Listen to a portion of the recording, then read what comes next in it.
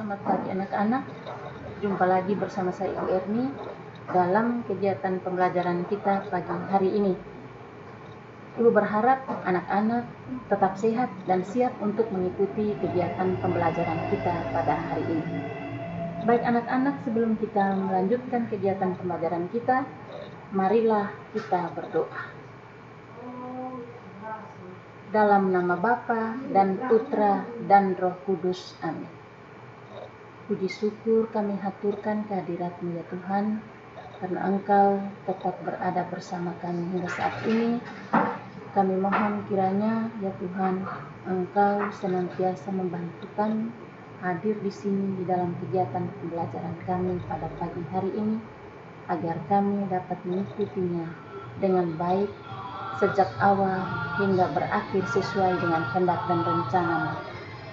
Nama-Mu yang kudus kami puji kini dan sepanjang masa. Amin. Dalam nama Bapa dan Putra dan Roh Kudus. Amin. Anak-anak, hari ini kegiatan pembelajaran kita agak sedikit berbeda.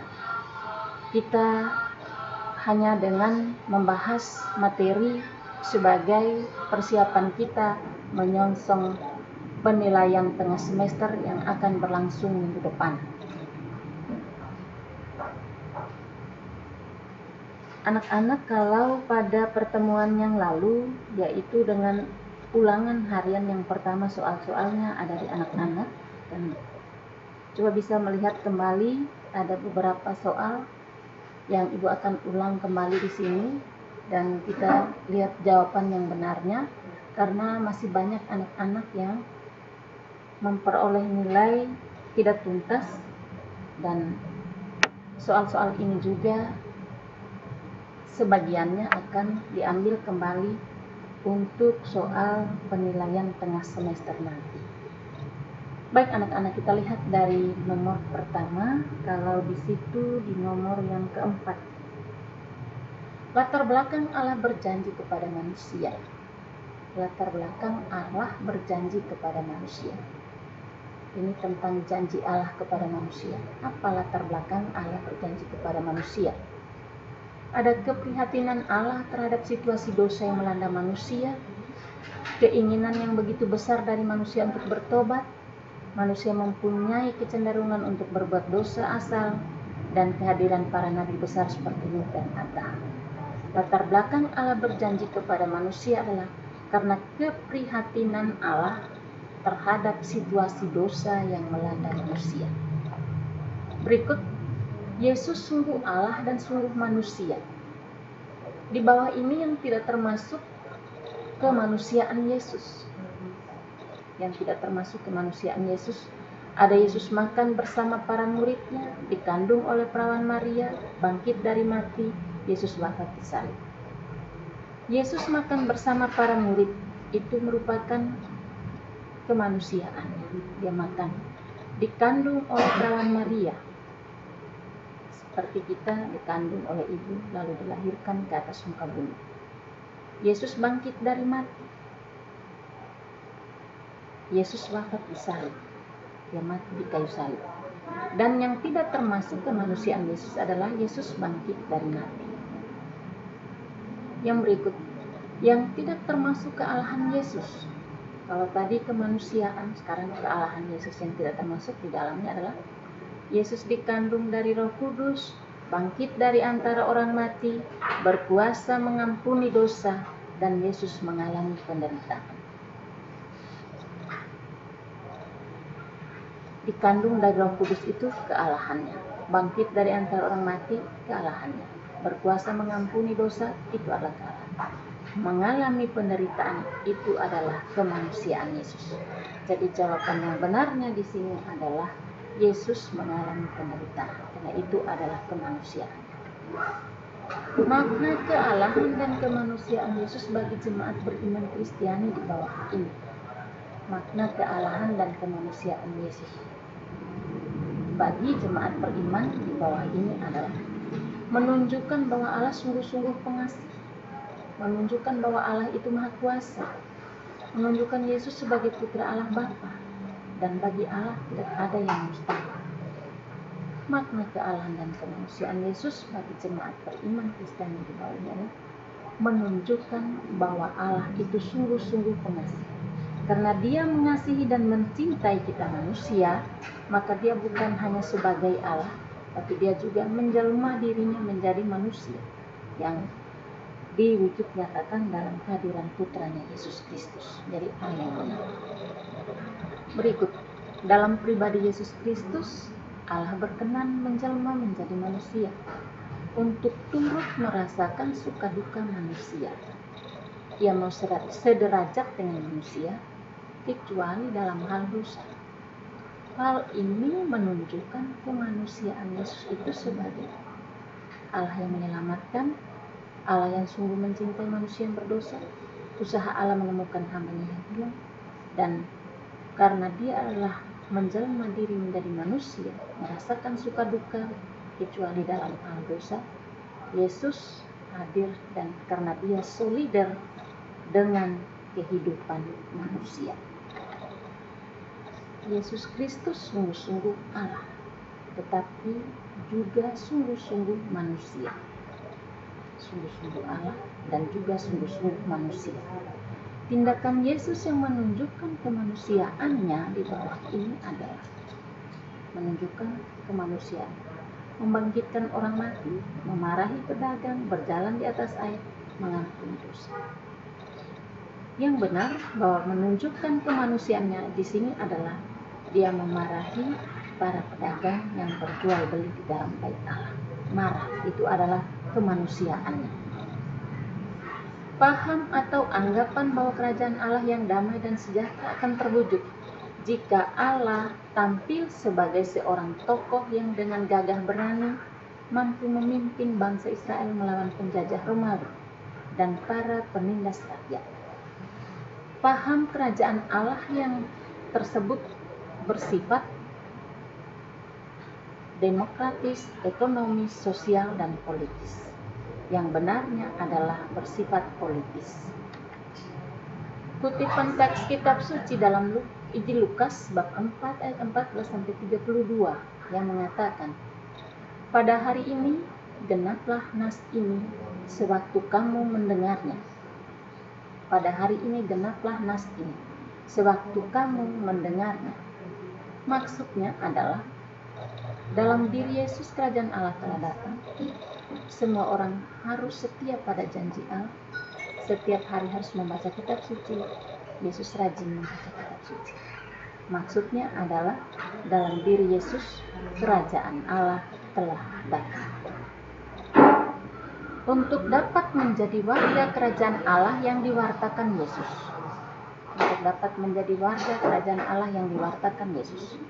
Maka dalam hidup sepenuhnya kita harus mengandalkan bantuan orang lain, meneladani sikap orang miskin, menyandarkan diri kepada kekuatan Allah sebagai satu-satunya sumber kekuatan, membiarkan Tuhan berkarya dalam diri manusia. Untuk dapat menjadi warga kerajaan Allah yang diwartakan Yesus, maka dalam hidup sepenuhnya kita harus menyandarkan diri kita kepada Allah sepenuhnya sebagai satu-satunya sumber kekuatan. Perumpamaan yang dipakai Yesus untuk menjelaskan tentang kerajaan Allah. Perumpamaan yang dipakai Yesus untuk menjelaskan tentang kerajaan Allah. Ada kisah dalam kitab suci Perjanjian Lama, kehidupan masyarakat sehari-hari. Perumpamaan yang digunakan Yesus untuk menjelaskan bahwa dalam karya Yesus untuk menegakkan kerajaan Allah, betapapun ada kegagalan. Perumpamaan yang digunakan Yesus menjelaskan bahwa dalam karya Yesus menegakkan kerajaan Allah, betapapun ada kegagalan, karyanya akan menghasilkan buah panen yang berlimpah, melebihi pikiran manusia. Dan untuk itu perumpamaan yang digunakannya adalah perumpamaan tentang seorang penabur.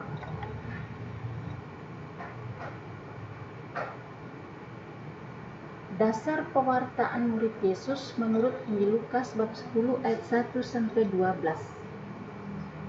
Injil Lukas bab 10 ayat 1 sampai 12. Dasar pewartaan Yesus adalah gereja membutuhkan anggota, pundi-pundi telah kosong, upah pekerja menanti, dan yang benar adalah tuaian banyak tetapi pekerja sedikit. Tuaian banyak, pekerja sedikit. Tinggal bersama Kristus. Dalam Injil Yohanes bab 2 ayat 39. Tinggal bersama Kristus. Dalam Injil Yohanes bab 2 ayat 39 dimaksudkan adalah sebagai kesempatan untuk menimba semangat perutusan. Menimba semangat perutusan. Berikut. Semangat di balik perintah agar mereka tidak membawa pundi-pundi atau bekal. Semangat di balik perintah agar ketika mereka mengikuti Yesus tidak membawa pundi-pundi atau bekal adalah mau menunjukkan tentang hidup sederhana atau kesederhanaan hidup para murid. Yang tidak termasuk bentuk-bentuk pewartaan keselamatan. Yang tidak termasuk bentuk-bentuk pewartaan keselamatan. Menghibur teman yang menderita, melaksanakan tugas yang diberikan, mendoakan orang yang menderita, membantu mengerjakan PR teman. Yang tidak termasuk bentuk pewartaan keselamatan adalah membantu mengerjakan PR teman. Menurut teks Injil Lukas bab 10 ayat 1 sampai 12, kata kunci keselamatan yang terdapat dalam teks Injil ini, dalam Injil Lukas bab 10 ayat 1 sampai 12 adalah kerajaan Allah sudah dekat. Kerajaan Allah sudah dekat.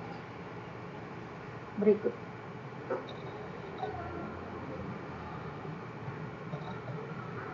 Pewartaan efektif dalam dunia modern ini adalah dengan cara seperti apa? Pewartaan yang efektif, pewartaan yang baik, yang tepat sasaran pada kehidupan gereja kita sebagai anggota gereja pada zaman modern dewasa ini adalah dengan cara kesaksian hidup. Baik anak-anak, ini beberapa soal yang dibahas pada saat ini. Harapan ibu supaya tetap belajar, juga melihat kembali materi-materi yang sudah dibahas mulai dari pertemuan yang pertama sampai dengan pertemuan minggu yang lalu. Belajar kembali untuk persiapan menghadapi penilaian tengah semester yang akan dilaksanakan minggu depan. Jaga kesehatan supaya tetap sehat, tetap semangat untuk belajar. Dan kita akhiri pertemuan kita pada pagi hari ini dengan doa. Marilah kita berdoa dalam nama Bapa dan Putra dan Roh Kudus. Amin.